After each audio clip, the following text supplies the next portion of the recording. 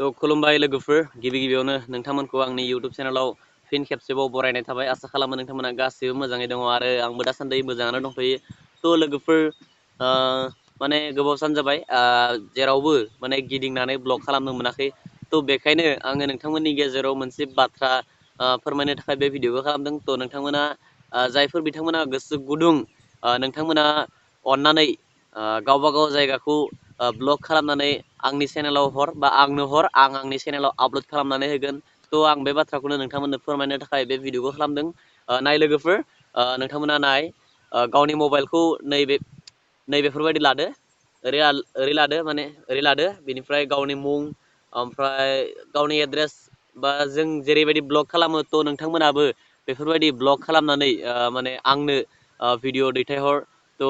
आङो आंनि डिसक्रिपसनावहाय आंनि WhatsApp नाम्बार आंनि इमेल गासैखौबो होनानै दोनगोन तो जायफोर नोंथांमोना गोसो गुदुं तो नोंथांमोनाहै आंनो बे डिसक्रिपसनाव होनाय WhatsApp नाम्बार बा इमेलावहाय नोंथांमोना भिडिअखौ हरनो हागोन तो नोंथांमोनाहै बेबायदि लानायनि उनावहाय गाव रायलायनायनि उनावहाय माने आंखौबो दङ साननानै नोंथांमोना आंजों रायलायनाय बायदियै रायलायफादो उनावहाय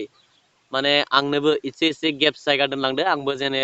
भइस डाबिं खालामना होनो हानाय बायदि तो नोंथांमोना भिडिअखौ जायफोर बिथांमोना गोसो गुदुं नोंथांमोना भिडिअखौ खालामना हरदो थाबैनो आं आंनि चेनेलाव नोंथांमोननि भिडिअखौ होनो नाजागोन तो बन्द'नि दिन मा खालामना थानो जेबोथ' खामानि गैखायानो ब्लगखौनो खालामनोसै नोंथांमोनाहै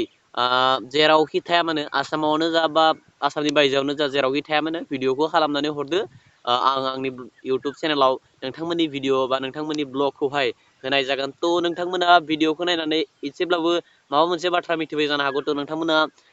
आसा खालामो आं भिडिअखौ नोंथांमोननिफ्राय थाबैनो मोनगोन होननानै आरो दिनैनि बे सुंद' भिडिअखौ आं बेखिनियावनो फोजोबबाय नोंथांमोना भिडिअखौ नायनानै माबायदि मोनखो अननानै कमेन्ट खालामना खोन्थाहरदो आरो दिनैनि थाखाय बेखिनियानो जासिगोन जय बर' हारिनि जय बाय।